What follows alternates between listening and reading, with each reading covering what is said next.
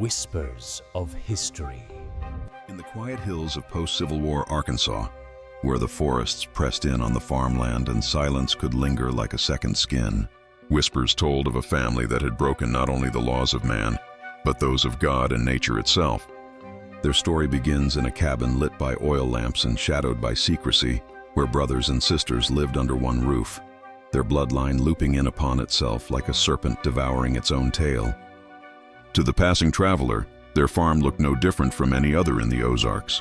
A scatter of livestock, a sagging fence, a smoke trail rising from a chimney. But for those who lived nearby, a sense of unease clung to the air. Something in that house did not fit the rhythms of the world outside. The year was 1868, only 3 years after the nation had been torn apart and stitched back together in the uneasy aftermath of war. Arkansas was still raw, still bleeding in places no surgeon could heal. Communities were fractured, men missing, women widowed, children orphaned. In this landscape of scarcity, families closed ranks tightly around themselves, guarding their land, their food, their fragile sense of stability. But for one family, isolation turned inward, and survival twisted into something unholy. It began as rumor, as it always does. A neighbor swore he saw a young woman, pale as milk and silent as a grave, stepping from the woods with her hand locked inside the hand of a man who shared her same unmistakable features. The resemblance was too sharp, too exact. They could have been twins, but they were not. He was her brother, and soon after her husband. Another neighbor, carrying his axe home at dusk, said he heard children's laughter drifting from that cabin, though no one could recall those children ever being baptized or shown in town. They existed in shadows and shadows alone. There is a peculiar stillness to the Arkansas countryside at night. When the insects hush and the owls fall silent, the land feels like it is holding its breath. It was during such silences that the community claimed to hear them. Hymns sung too softly to belong to any church. Voices braided in harmony that left a listener unsettled. "They're singing to themselves," one old farmer muttered, "and maybe to the dead." In that moment, the line between a family and a sect blurred, leaving behind only unease. By the spring of that year, stories had hardened into certainty. The brothers had taken their own sisters as wives. It was said openly in the marketplace, muttered with disgust in the pews on Sunday, carried like a curse in the wind. Yet no one dared confront them directly, partly out of fear of rifles still rusting from the war, fear of men who had lived too long outside the law, and partly because some things are easier left unsaid. To name it was to give it power, and to accuse it was to risk inviting its shadow into your own home. The cabin itself seemed to breathe the scandal. Its shutters sagged, its yard grew wild, and yet within it, the family thrived in their own secret way. Children were born with eyes that mirrored both parents at once.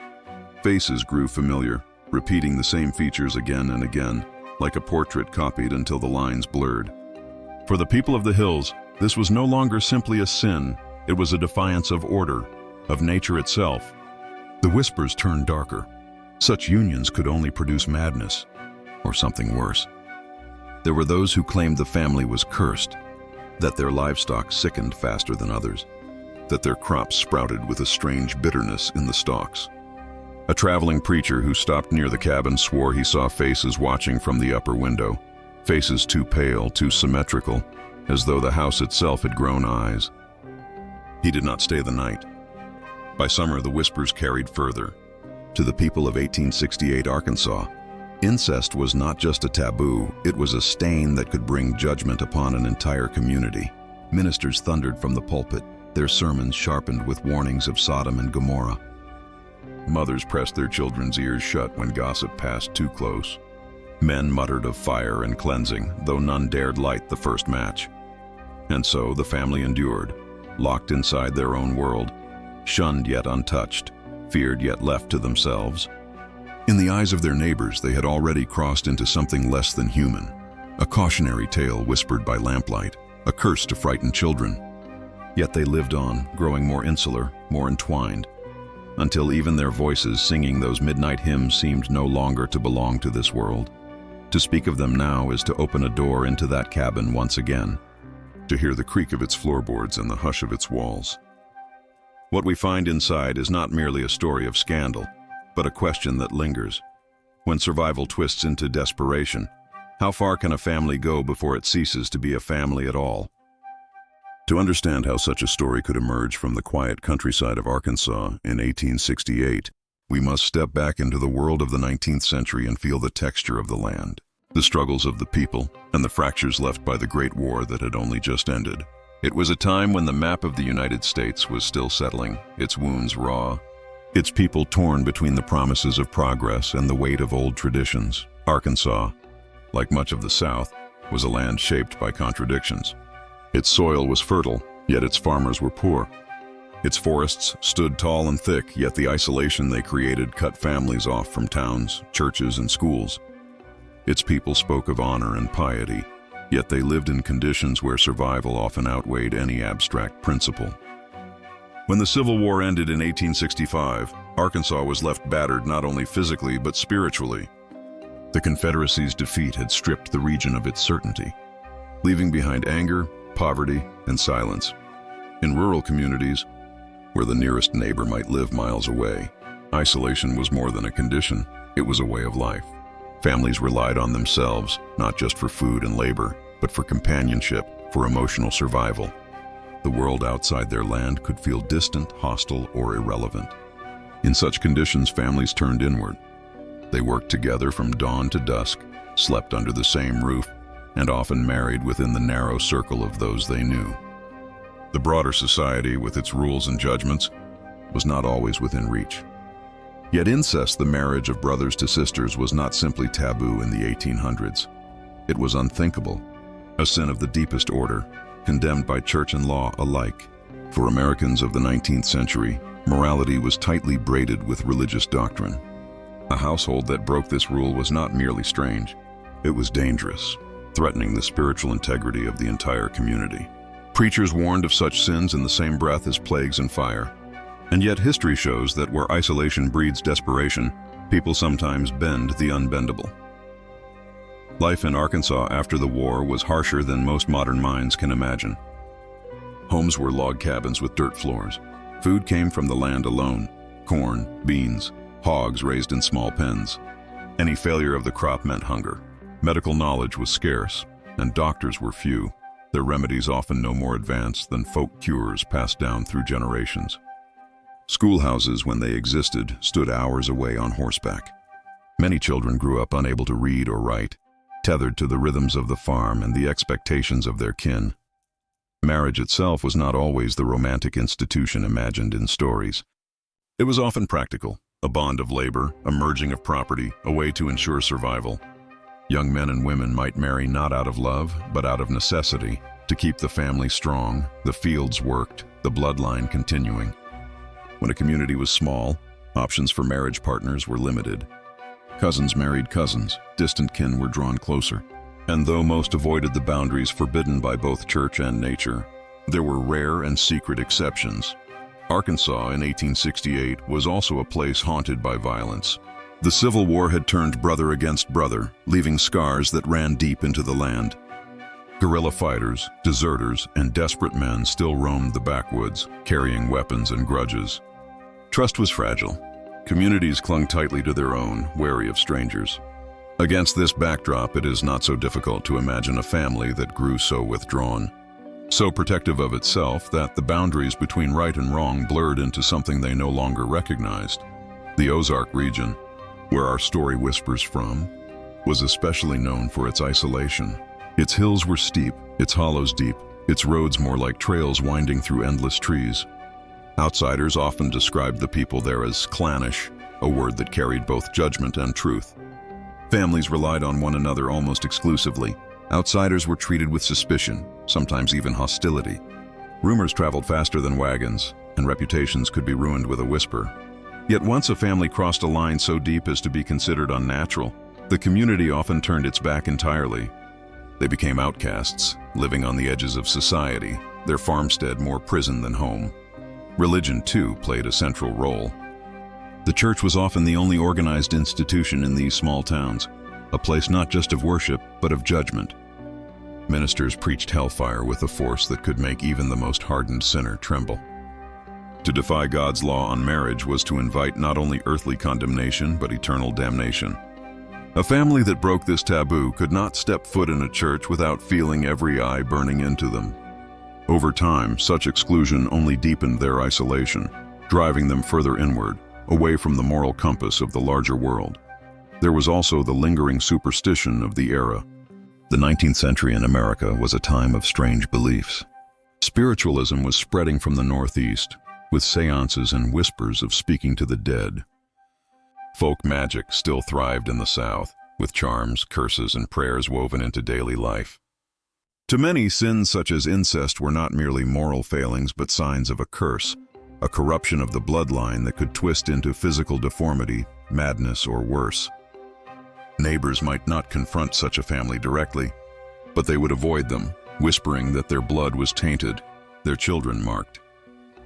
In this atmosphere, the family at the center of our story would have seemed less like people and more like a living omen. Their cabin was no longer just a home, but a boundary between what was natural and what was unthinkable. Their children were not simply children, but reminders of the law broken, the covenant with God shattered. The family themselves, hardened by isolation and rejection, may have embraced this role, finding in each other the only acceptance the outside world denied them. By 1868, Arkansas was trying to stitch itself back into the Union, but scars remained. The Reconstruction government imposed new laws, and federal troops still roamed parts of the South.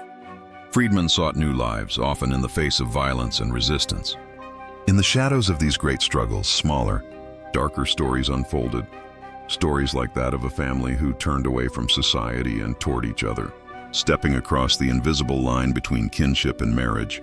To modern ears, their tale may sound monstrous, but to the people of their time, it was more than scandal. It was a living nightmare, proof that the chaos of war and the isolation of the frontier could twist the human spirit into something unrecognizable. To tell their story is to enter the dark corners of history, where survival, sin, and silence intertwine. It is to understand that behind every rumor lies a context, a world that made such things possible, even if never forgivable, and it is in that world of fractured Arkansas, clinging to survival in the ruins of war, that we return to the cabin in the woods, to the brothers and sisters whose names were whispered but never written, and to the shadow of a family that became a legend, not by choice but by the terror they inspired. The cabin sat at the edge of a hollow, its roof sagging under years of storms, its walls made from rough-hewn logs blackened with smoke. Travelers who passed along the narrow trail rarely stopped. They hurried past, whispering of the family inside, of the children whose eyes seemed too pale, whose silence weighed heavier than words. But what gave this family its infamous place in history were not only the whispered rumors of incest, it was the trail of strange, unsettling incidents that clung to their name like a curse. The first incident recorded came during the autumn of 1868. A farmhand from a neighboring property, passing through the hollow in search of a lost mule, reported hearing cries from the cabin. He described them as neither the wails of infants nor the shouts of quarreling adults, but something in between, anguished, broken sounds that rose and fell like the howling of a trapped animal. When he knocked, no one answered. But from behind the warped shutters, he claimed he saw a flicker of a face. A young woman, gaunt, with hair tangled across her eyes, staring outward with a look so hollow he left at once, swearing never to pass that way again. Not long after, the local preacher made a visit. He had been urged by townsfolk to confront the family, to bring them back into the fold of the church, or at least remind them of their sin. He rode into the hollow on a clear Sunday morning. His horse, he later told others, refused to approach the cabin, balking and snorting as though it sensed something unnatural. The preacher was forced to walk the last stretch on foot. Inside the cabin, he found the brothers and sisters together, seated around a crude wooden table, staring at him without speaking. When he delivered his sermon, urging repentance and a return to God's law, they listened in silence. Only when he finished did one of the brothers rise. He placed his hand on the preacher's shoulder and said in a low voice, "We answer to no man outside this house." The preacher fled, shaken, and never returned. From that day forward, no minister set foot near the hollow again. Winter brought darker tales. A trapper claimed to have found animal carcasses, rabbits, a deer, and even a stray dog hung from the trees near the family's land. Their bodies were not butchered for food but left whole, suspended by crude ropes as though part of some ritual. Children who wandered too close whispered that they saw the brothers carrying axes into the woods at night, followed by the sisters holding lanterns. The lanterns would bob through the trees for hours, only to vanish suddenly, leaving the forest in pitch black. When hunters found strange carvings etched into the trunks of trees, a circle surrounding a crude cross, they blamed the family. No proof was ever offered, but no one doubted the source. One of the most chilling events occurred in early spring of 1869. A young girl from a nearby homestead vanished while walking between her house and her grandmother's. Her tracks led partway toward the hollow, then disappeared in the mud. A search party was raised and men combed the forest for days. When they passed near the family's cabin, the brothers stood outside, axes in hand, watching silently. The men searched their land but found nothing. Days later, the girl's bonnet was discovered snagged in the underbrush less than a mile from their property. No body was ever found. Though suspicion fell heavily upon the family, the law was weak in those backwoods, and without proof, no charges were brought. Still, parents forbade their children from wandering near the hollow. The stories grew darker still. A traveling peddler who passed through the region spoke of stopping at the cabin, desperate for shelter on a stormy night. He knocked, and after a long pause, one of the sisters answered, her dress ragged, her hands smeared with something he thought was mud or perhaps blood. She allowed him in, and he sat near the fire. Around him, the family spoke in low tones he could not understand. Their words seemed not quite English, but some broken chant, repeated under their breath. That night, he claimed, he woke to find the brothers standing over him, staring as he slept.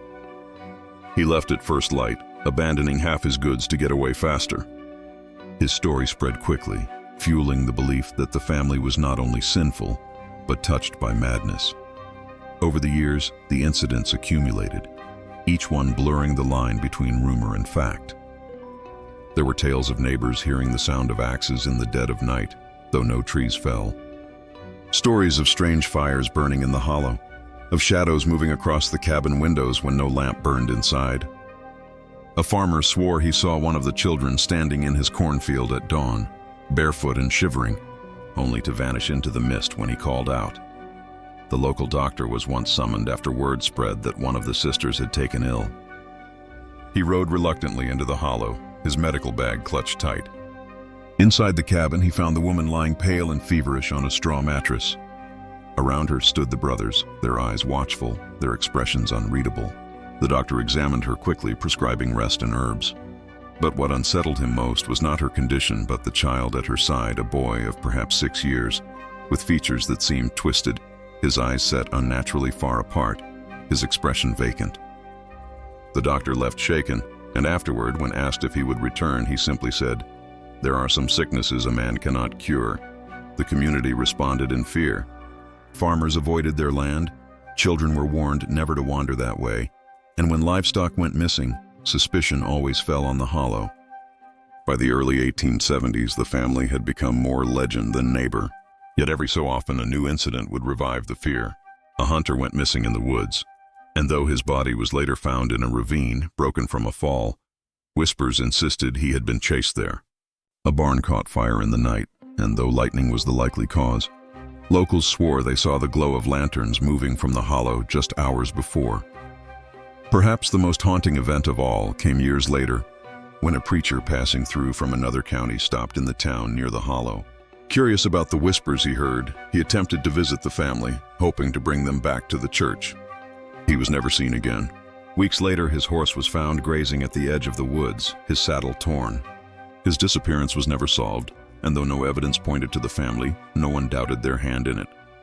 What is certain is that by the late 1870s, the family had become entirely cut off. They no longer came to town for supplies, no longer traded with neighbors. Their land grew overgrown, their cabins sagged deeper into decay. Yet the smoke from their chimney proved they remained. Travelers who dared pass through claimed to hear voices in the woods, soft and chanting, rising like prayers but darker, heavier. Some said the family was not merely living in sin, but had created their own form of worship, a private faith that bound them together even as the world condemned them. The brothers and sisters who had once been children became adults, and their own children grew in turn. With each generation, the lines of blood blurred further. Some whispered that deformities grew more common, that madness became hereditary. Whether truth or invention, these stories cemented the family's legend as something both human and monstrous, a reminder of what isolation and defiance could breed in the hidden corners of America. By the end of the century, the cabin was still standing, but its inhabitants rarely seen. When finally a fire swept through the hollow, reducing the cabin to ashes, the remains of several bodies were found inside. Whether they perished together in an accident or were consumed in some darker ritual, no one could say. What remained was only rumor, only fear, and the enduring image of a family bound not by love or choice, but by blood itself, crossing the forbidden lines that society could never forgive. The story of the Hollow family could never be contained within the trees and thickets that surrounded their home. News has a way of spreading in small towns, faster than fire across dry grass, and soon the tales of the brothers and sisters reached every porch, pew, and plow in the county. The reaction of the community was not uniform. It was a patchwork of fear, fascination, condemnation, and among a few, an almost guilty sympathy. The church was the first institution to speak. In the pulpit, pastors thundered against the sins of incest, quoting scripture that condemned such unions as abominations before God. Congregations sat stiffly, the words sinking deep. Yet despite the fiery sermons, there was always unease. For while the preachers urged action, ostracism, or even intervention, none dared to ride into the hollow after the one minister had vanished. It was easier to speak of judgment from afar than to confront the people living under that sagging roof. Local newspapers, when they caught wind of the rumors, were less restrained. The story was too lurid to ignore. In an era when print was hungry for the sensational, the family was transformed into a cautionary tale. Headlines used words like degeneracy and abomination. The press speculated wildly, embellishing what little fact existed. Some articles described grotesque deformities among the children. Others hinted at ritual practices or violence, echoing whispers from the taverns. Whether true or not, the stories spread beyond Arkansas, becoming part of a growing national fascination with rural oddities, backwoods sins, and the fragile line between civilization and wilderness. Neighbors, however, reacted differently. They lived closest to the family, and their fear was sharper, more personal. Parents forbade children from playing near the woods. Farmers built their fences taller, even though they suspected such barriers would never stop a determined intruder. At night, when livestock went missing or when strange lights flickered through the trees, families whispered that it was the brothers at work, stealing, hunting, or worse. Some neighbors considered forming a vigilante group to drive them out, but fear and uncertainty held them back. The family, isolated as they were, still had the aura of unpredictability. Confronting them meant risking the unknown, and in the uneasy quiet of the hollow, no one wanted to gamble their safety. Doctors and men of science in the region faced the matter with more clinical eyes. A few spoke of degeneration, a term used in the 19th century to describe the supposed physical and mental decline caused by generations of inbreeding. They explained the whispered deformities, the odd behaviors, as the natural consequence of close blood mixing. Though their words carried a sheen of scientific authority, they were laced with prejudice and fear. In the medical journals of the time, such families were not people but case studies, examples of moral decline made visible in flesh. Yet no doctor ventured far enough into the hollow to confirm the theories. The family remained, for them, both a convenient warning and a phantom they could dissect from a distance. The legal authorities had little power to act. In those post-Civil War years, Arkansas was still raw, its government shaky. Sheriffs were overburdened with thefts, feuds, and Reconstruction tensions. To march into the hollow on whispers of incest would have required evidence and bravery, both in short supply. Thus, the law turned its eyes away, and the family remained untouched by courts or jailhouses.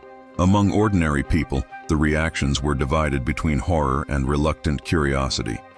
Some saw the family as a curse upon the land, a sign of moral collapse. Others, though unwilling to say it openly, felt pity. They reasoned that the brothers and sisters had grown up in isolation without guidance, cut off from church and school.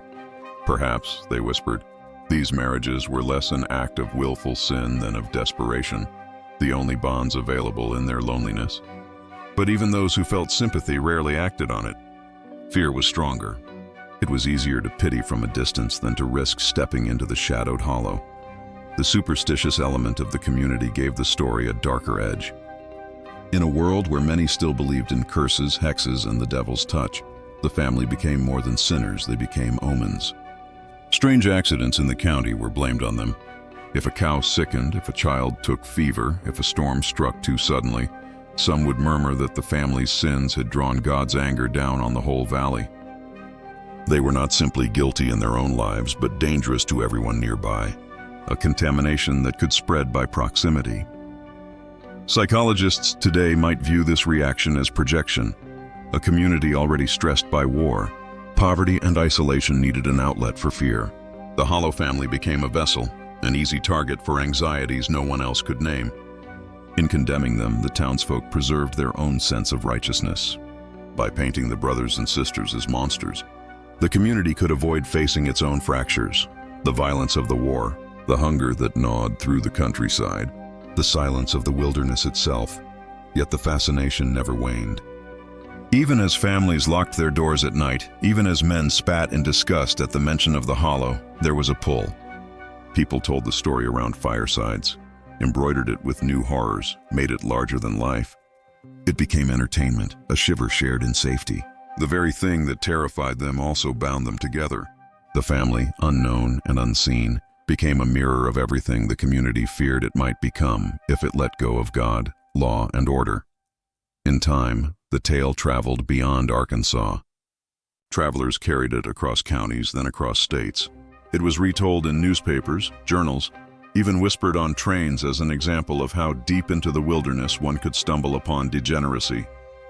The family of the Hollow became not merely neighbors but symbols, their story feeding into a larger national narrative about the dangers of isolation, the fragility of morality, and the ever-present fear of decline lurking in America's rural shadows. And yet, through all the judgment, one truth remained. No outsider ever truly knew what life inside that cabin was like.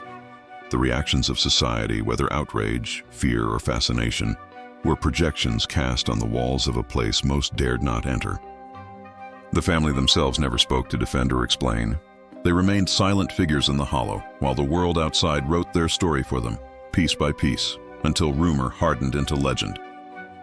The Hollow had always been quiet, its silence broken only by the creak of trees or the distant cry of animals. But one autumn night, when the moon was swollen and pale, that silence shattered. The story of the family reached its breaking point not with a whisper, but with the echo of violence. It began with a fire. Some said the blaze was set by neighbors who had finally decided the family was too dangerous, a living corruption that could not be allowed to fester. Others believed it was an accident, a lantern overturned during one of the family's long, dim evenings in their sagging home. Whatever its cause, flames licked at the cabin's brittle wood, spreading quickly in the dry air. A neighbor watching from the tree line later claimed he saw figures rush out into the night, their outlines sharp against the firelight. Brothers and sisters, children and infants, all tumbling into the open with cries that sounded less human than animal. Some clutched one another, refusing to let go. Others ran wildly, their eyes catching the firelight in ways that froze the watcher's blood. But the fire was only the beginning. For as the family fled into the woods, a group of men, neighbors emboldened by whiskey and fear, stepped out from hiding. They carried rifles, axes, and pitchforks. Their intention was not only to watch, but to purge. For months, perhaps years, they had whispered about driving the family away. That night, spurred by fire and the smell of smoke, they acted. What followed was a chaos that few who saw it ever dared to recount in detail. Some said shots rang out, echoing across the hollow like thunder. Others claimed the brothers fought back with knives or blunt tools, defending their kin with a desperate ferocity. The sisters screamed, clutching their children, while the attackers surged forward, half driven by righteous fury, half by the darker thrill of violence. One account, passed down in hushed tones, told of a brother who raised an axe high against the mob, his face twisted with a mixture of terror and rage. The weapon glinted in the firelight before it came down, finding its mark. Blood mingled with smoke, the two scents twisting into a memory too sharp to forget. Another tale spoke of a child pulled from the chaos, only to vanish again into the woods, leaving nothing but a trail of small footprints pressed into the ash. The night was long and the outcome uncertain. Some said the mob succeeded, leaving bodies strewn among the blackened remains of the cabin. Others insisted the family escaped into the forest, their figures disappearing into the trees like shadows returning to the earth. In the days that followed, no clear answer emerged. Charred timbers marked the hollow, but the bodies, if there were any, were never found in full. Rumors multiplied. Some swore the family had cursed the mob before vanishing, their screams turning into words no man could understand. Others claimed the fire had not consumed them but transformed them, leaving their souls to wander the woods as restless spirits. Hunters who dared approach the hollow later spoke of strange shapes among the trees, of whispers that drifted on the wind, of the feeling of eyes watching from the dark. The climax of the tale was not simply the violence of that night, but the uncertainty that followed. For in the absence of proof, imagination filled the void. Some believed the brothers and sisters had fled deeper into the wilderness, building a new home where no one could reach them. Others whispered that they had been buried in shallow graves, their story ended by torch and gunshot. But there were always sightings, faces glimpsed in windows of abandoned cabins, laughter echoing in the woods at night, children with eyes too close set or limbs too twisted to be natural.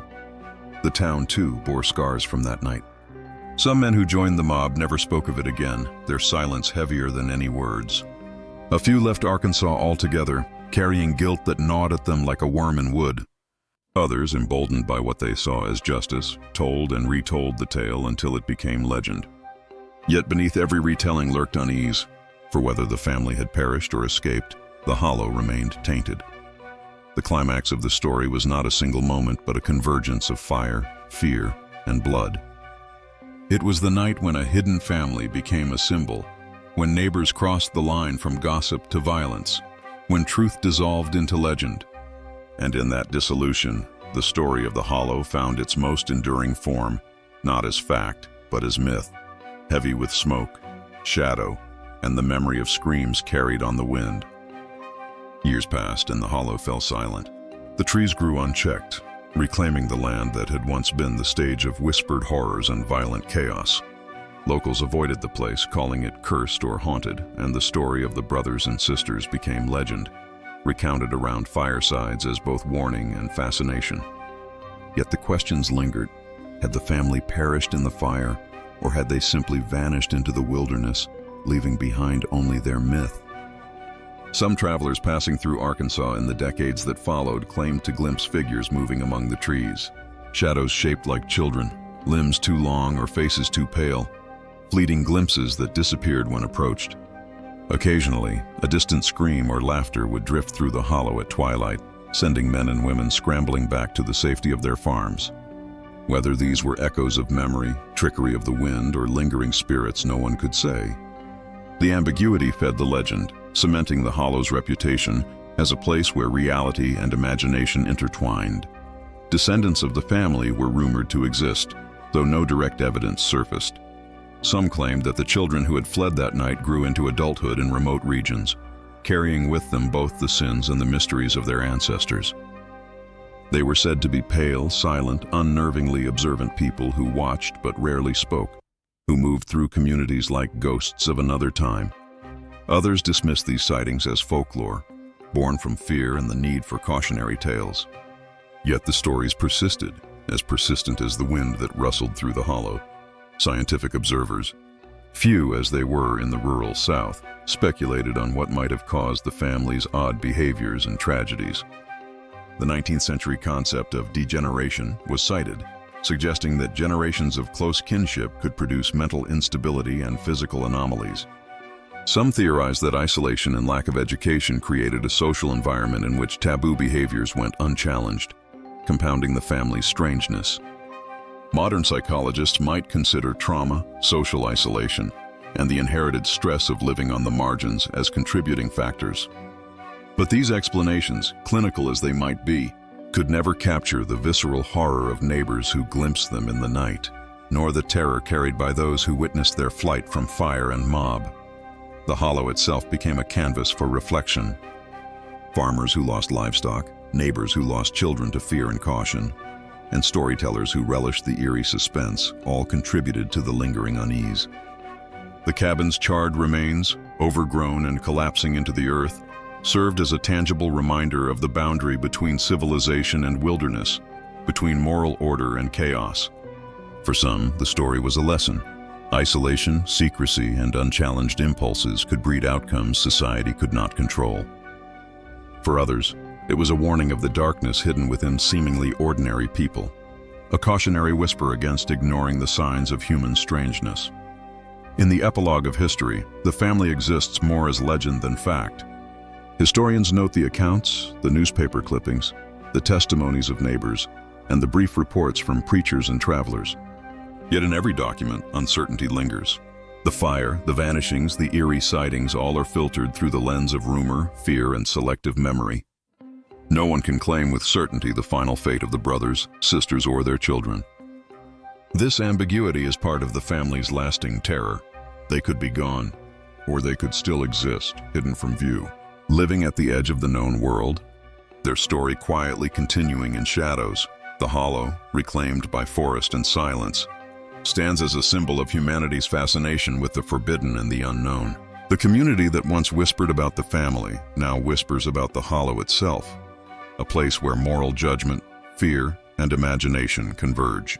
Travelers passing through may feel a chill in the air, a sense of being watched, or hear a fleeting sound that cannot be explained. Whether it is memory, legend, or something else entirely, the effect is the same. The story refuses to end.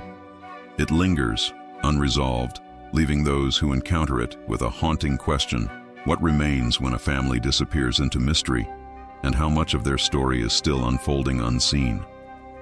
Even today, scholars and storytellers revisit the tale, analyzing social structures, psychological factors, and historical context. They speculate about the physiological and environmental pressures that might have shaped the family, about the cultural norms and taboos that amplified fear into legend. But no matter the analysis, the family continues to exist at the edge of imagination, a liminal presence between documented history and folklore. They remind us that some stories are never fully explained, that darkness can reside not only in human actions, but in the space between truth and memory. And so, the hollow remains. A place of shadow, silence, and secrets. The brothers, sisters, and their children, whether living or departed, have become eternal in their absence, shaping the fears, whispers, and imaginations of every generation that passes near their forgotten home. The story closes not with certainty, but with the lingering echo of what was, what might have been, and what perhaps still waits in the dark, just beyond sight.